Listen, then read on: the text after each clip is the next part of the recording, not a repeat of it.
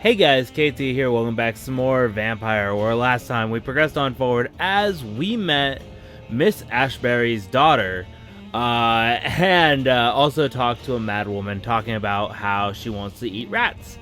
Delicious!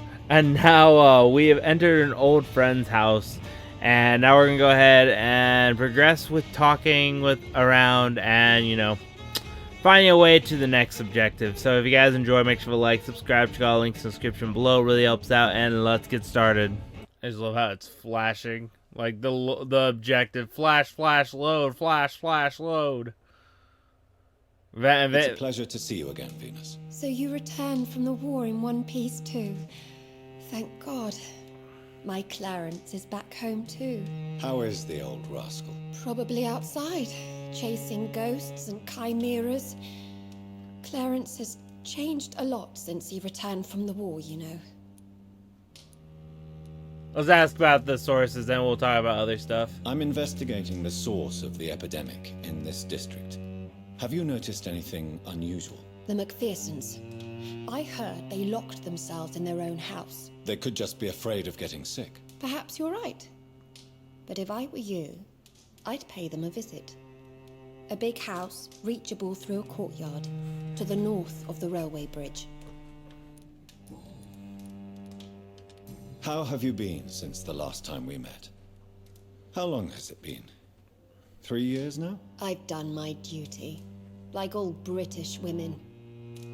You have no idea what it was like to wait for months without knowing if I'd still be a wife or a widow. I understand.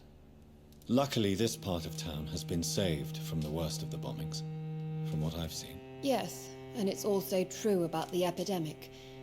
The flu has killed here too, of course, but not on such a large scale as in other parts of town. Have you noticed anything peculiar about the neighborhood recently? You mean except for your return to town? No. Oh, and again, Jonathan, please accept my condolences for your sister. Thank you, Venus.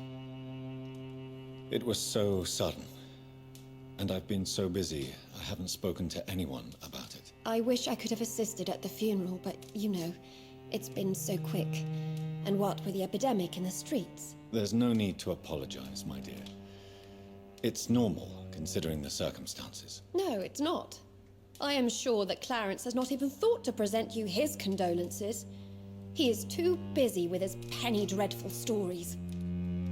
Why is my return so surprising? It's more an unexpected happy end than a surprise. You and Clarence, back from the war. You have no idea how hard it's been for me. Have you noticed anything peculiar about the neighborhood? Wait. recently? You mean except for your return to town? No. Oh, I can't skip And again, dialogue. Jonathan, please accept my condolences for your sister. Alright, here we go. And we don't have nothing. Goodbye for now. Assuming I can get conversation Not later. always welcome here, but at this hour of night? Well, yeah, because I can't come during the day anymore. I'm sorry. Don't mind me. I'm just robbing your shit. Ooh, Venus's journal.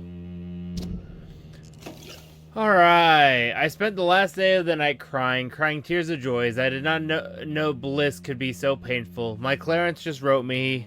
He is back from war, alive and unharmed. He will be at home in 2 weeks. Thank God. Thank you, God. Thank you so much. I can't wait to see my beloved husband again.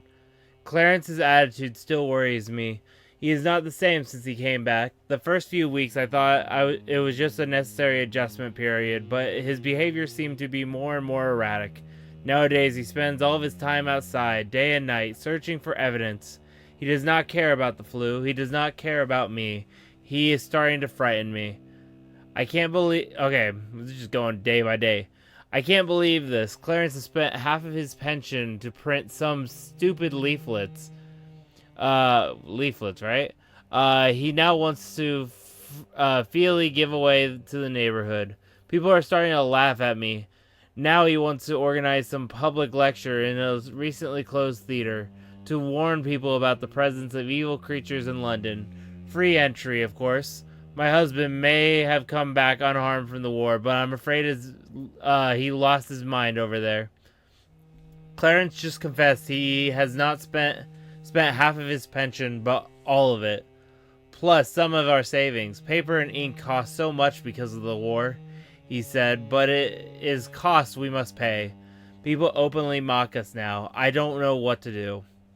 Today the butcher, Mr. Galloway, sent me the monthly fee and requested payment in full. He also told me he now demands to be paid each time we buy some meat from his shop. No more credit. The baker asked the same thing 2 days ago. First I thought it was a new policy because of the restrictions and the epidemic, but it seems my friends still have financial arrangements from that same shop. I was so ashamed I could not speak. We can't keep on like this. Clarence is completely mad. He is spending all the money we have, and I don't see how to stop him. Sometimes I wish he did not come back from the war. Damn. Oh, we got some info on Clarence. Going crazy. Alright, now we can just head up here, and we should be able... No invitation is needed to enter this building. That can't be a good sign. No sign of a struggle. It seems Charlotte's friend knew the killer and let him in. Huh. My dear Jocks, I can't wait to see you again tomorrow. Tomorrow, I can hardly wait since we kissed on that bridge while the moon was so bright in the night sky. I want to feel your teeth again on my lips. Oh, the excruciating pain of your sweet bite on my neck. You devil, you. For the longest second ever, I feared you were going to kill me right there, on the bridge in the middle of the night. But no, my dear Jock, you remain the delicate fiancé I know you are. And you were only teasing me. I can't wait to drink your blood for good this time. And come back to my sweet friend Charlotte okay. What is that, as in immortal? That's weird. I can't tell because the words kind of like, the text is just kind of ass. To play with her a little first. Of course. Like you taught me how to play with the mortals. And then I'll turn her into one of us too. And we will rule the knights of London. And cleanse the city of its impure souls. Emily wanted to become a vampire. Something must have gone wrong. Blood. I should follow the trail. I say she probably had too much blood being drank, if I had to take a guess. Oh, luckily I dropped down. Makes my life easier. I'm assuming the blood went through here. Yeah, it did. I'm just being stupid. Oh wow, I could have came here to begin with. Doubt it. I'm pretty sure I would have had to activate it in order to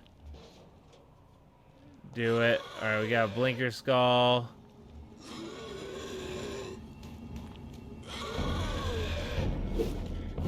Brother. Wait, how's he resistant?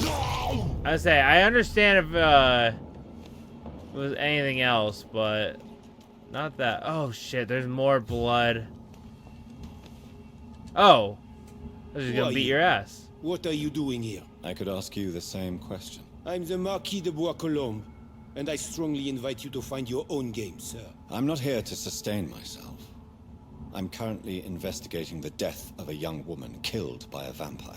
A young woman killed by a vampire? Oh, you're joking, right? Oh, I do love the British sense of humor. Ah. So you're French and you don't understand it. Got it. And who exactly are you? I am Jacques-Michel Guillaume Florimond de Marquis de Bois-Colombes, at your service, my dear cousin. Damn. You're French, but your English is quite good. I was born in France, sir, but I consider myself a traveler of this world. So many countries, so many tantalizing tastes. Dear cousin, are we related? We could be of the same blood, my dear. I tend to consider all Ekons as family, don't you? Brother legit said, my dear bro. What are you doing here? I recently decided to visit London. I've always dreamed of visiting a city on the verge of collapse. Such a delicate, yet intense spectacle. You take pleasure from others' misery. I have been a totally depraved and immoral creature since the day I was reborn, sir. And probably before. What do you plan to do here? Take pleasure. Take pictures. Enjoy the show. Have fun. Believe me, I won't be the only foreign immortal who bought a ticket to the fair. I followed the trail of blood from her room to here. Oh, you're referring to that young woman. Yes, the meeting turned messy. I'm afraid I ruined my last redingote. So you admit you murdered her? I admit nothing, my good sir.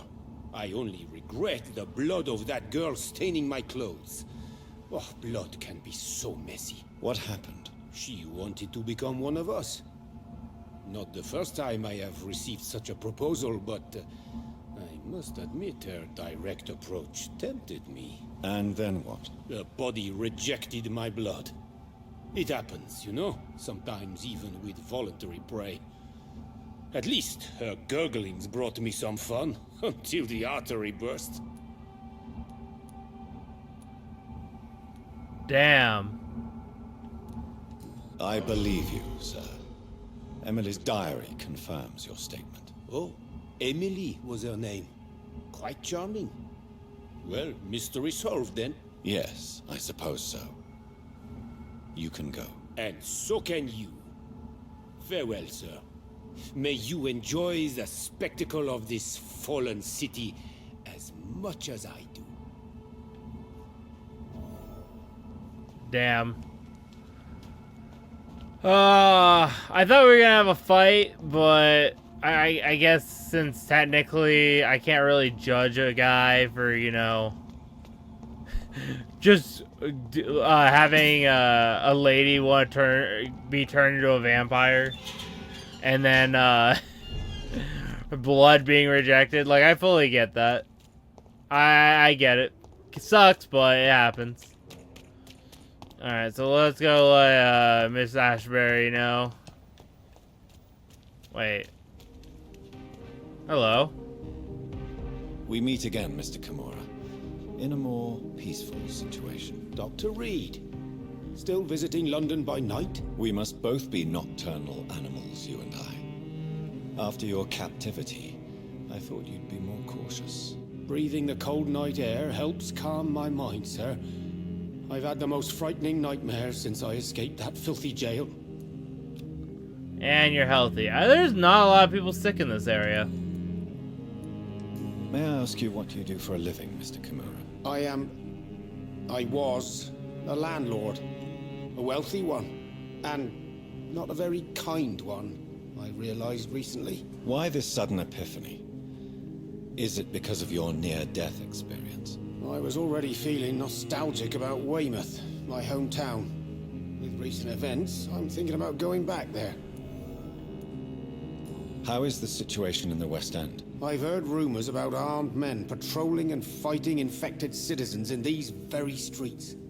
I was lucky they didn't shoot me when I was abducted.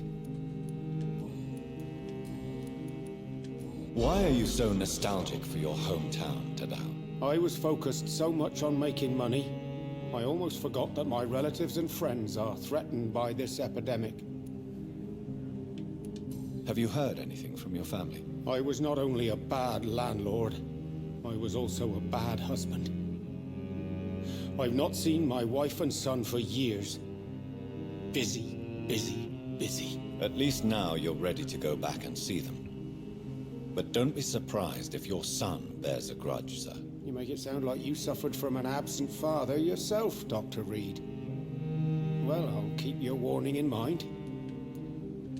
Have you no friends at all? Over the years, I'm afraid my greed turned me into my friend's adversary, while I became friends with my professional rivals. Those you grew up with didn't share your views on money and success. Would you believe I was once a member of poetry circles and an astronomy club?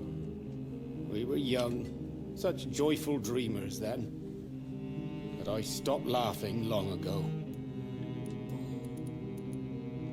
What can you tell me about your abduction? If you really want to know, I was locked in that building for 3 or 4 days. My jailer was insane, mumbling about sacrifice and voices. And why didn't he sacrifice you? That was the weirdest part. He claimed to spill blood was not enough. It had to be done when some stars were aligned. Which stars? That's the whole point. He wanted me to talk to him about some Red Queen configuration or constellation. I've never heard of such an astronomical term. Okay, interesting. What did he say about voices? He constantly whined about the voice of his master, ordering him to do terrible things. He wanted to silence the voice by offering blood. My blood. Huh. Crazy. Can you change? And is it what you really want? If so, it must come from within, not without. I've seen what an altruistic gesture can do. Nothing forced you to save me, Dr. Reid, but you did. I will follow your example in these matters from now on.